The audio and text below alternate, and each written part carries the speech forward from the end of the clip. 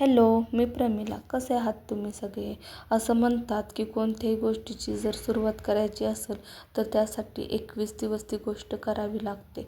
म्हणजे आपल्याला त्या गोष्टीची सवय होऊन जाते. आणि मलाही गरम पाण्यामध्ये लिंबाचा रस आणि मध टाकून रोज असं 21 दिवस प्यायचं आहे.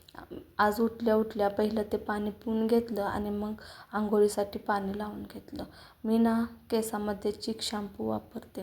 आज जरा लवकरच उठले होते कारण केस धुवायचं म्हटलं की थोडं लवकरच उठावं लागतं, कारण मग उशिरा केस धुतले तर वाळत नाहीत. आंघोळ केली आणि आंघोळ केल्यानंतर लगेचच पटकन चहा ठेवायला घेतला, कारण चहा म्हणजे माझ्यासाठी स्वर्गीय सुख आहे. मला चहा खूप आवडतो, त्यामुळे माझी तर रोजची दिवसाची सुरुवात ही चहापासूनच होते. असा माझा रोजचा दिवस असतो. तर भेटूया नेक्स्ट ब्लॉगमध्ये. तोपर्यंत हा ब्लॉग कसा वाटला मला नक्की कमेंट करून सांगा.